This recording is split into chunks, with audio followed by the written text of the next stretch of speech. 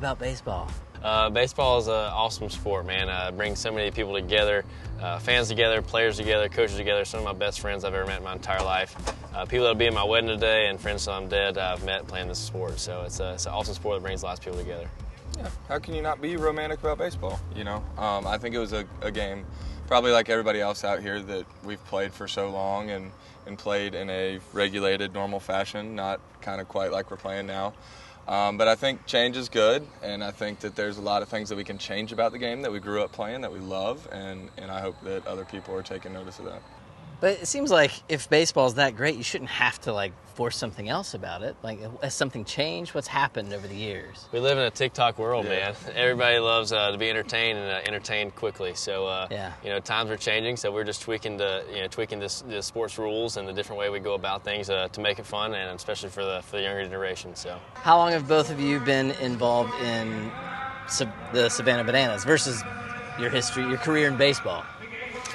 The Bananas one is super easy because it's pretty linear for the both of us. We played at North Georgia starting in 2017, and then we played there I played there through 2020. You played there through 2021. Yeah. So we were roommates there and played there together that whole time. And then starting in 2018 summer, we came down here together on a 2-day temp contract to kind of fill in for the full-time players coming in, and made a good impression. They really liked us, and we really, really liked them.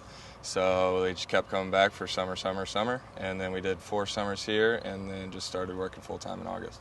Yeah, so we've lived a very parallel life. Lived together in college, lived together in the summers, had a 1-day, 2-day contract here in Savannah, in Banana Land, and wasn't supposed to be here any longer than that, and we're still here 5-6 years later. So I assume you guys both love baseball. I imagine your dream, like a lot of baseball players, was to play in the major leagues. But I'm hearing a new theme with these players. That's great, but there's something about this that's maybe even better. Yeah. What is it? So, every player's dream since they're a kid is to play in MLB. That's what you see on TV. That's the top level of competition. That's where you want to go. And obviously that was our dreams too, growing up, until we graduated college. And our dream got ended when we didn't get picked up in the MLB draft. And we played here for 4 summers with the Savannah Bananas, playing, going back and forth, playing college ball. And but afterwards we were done. They were like, well, you know what? We're starting a professional team with the Savannah Bananas, and we're going to play banana ball by these amazing rules. It makes the games faster. It makes the game more fun. It's going to bring these fans in. And I'm like, man, we couldn't have fell into our laps any more perfectly. So our dreams obviously changed from playing at the MLB level to this being our MLB. We're playing in front of sold-out stadiums and cool ballparks all across America, and even different countries soon.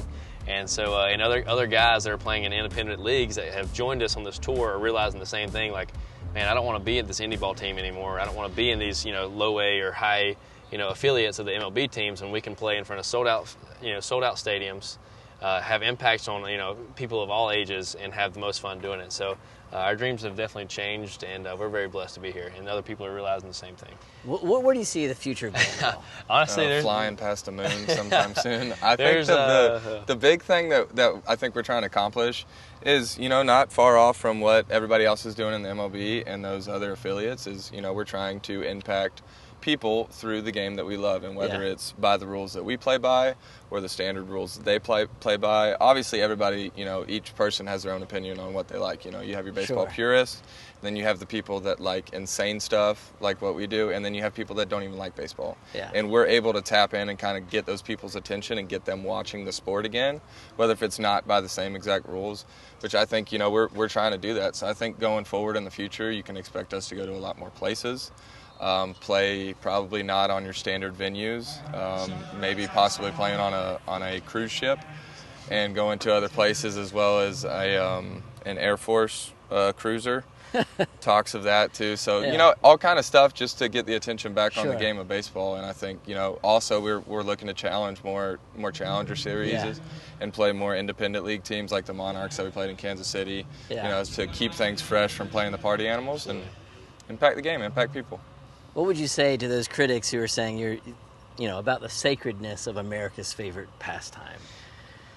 Yeah, so I would say that we're not for everybody. There's going to be people who hang on to that, that purist style of baseball, who don't want to let go of a game that's dying. There's people who are not showing up at MLB games. I mean, you look at these huge stadiums and lots of these games, and nobody's there because nobody wants to be there because they get bored. They can just watch it on TV. But here, they're coming to a ballpark, and they're seeing things that have never been done before, not just in the game of baseball, but never in their life. They're entertained always, and they have a great time. If you look around our ballpark, nobody's on their phone, which is crazy that we can have a ball game where nobody in this day and age is on their phone because they're entertained by what's going on in the field. So there's obviously something special here, and we're not for everybody. People aren't going to love exactly what we do, but we're here to push those boundaries, to push those limits, to keep impacting people, to keep making more people fall in love with this new game, and just have a great time along the way. But apparently those critics might even have a hard time giving it a try because you're sold out every game. You have a waiting list for, I don't know, months or what have you. So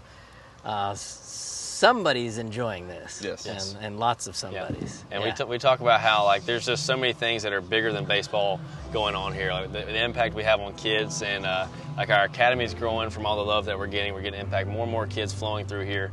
And being able to touch those kids and then to come up to us and say, and just be, blown away. They're getting to meet us, just some normal guys that they get to toss on their uniform. Like, it's just so cool that we have this platform from the Bananas to impact people. And so whether you like the baseball or not, we're getting to do cool things, loving on people, which is, to me, bigger than baseball. So whether you like the baseball or not, you have to acknowledge that we're doing some really cool things here, and something that's good, I believe, for the world.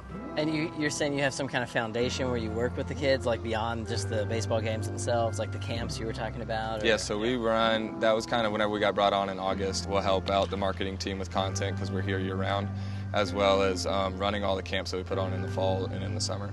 So it's they've kind of put it all truthfully in our laps to kind of set up how many we want to run, how many kids we want to have at them. And, with it being our first year running them, I don't know, obviously we would fill them up and they were pretty good, but we got a wait list now with like 1,100 people. Wow. They're on it just wanting to get in camps in the fall or in the summer. We're also talking about bringing the camps to the other places that we go to and play at on the tour, which I think will be super cool. So. Yeah, very cool. So we worked with 300 or 400 or 500 kids this past summer, and they had a great time, 100 kids at each camp. Having fun, learning the game of baseball, learning some banana ball stuff, getting a water slide out here with us, and so we make it lots of fun, and the kids love it. It's not your normal day at summer camp. Yeah. This video is inspired by our PBS series, Reconnecting Roots. Connect with me, Gabe McCauley, and Reconnecting Roots by visiting reconnectingroots.com, where you'll discover music, blogs, behind the scenes, our podcast, and more. Join our email list and never miss a beat.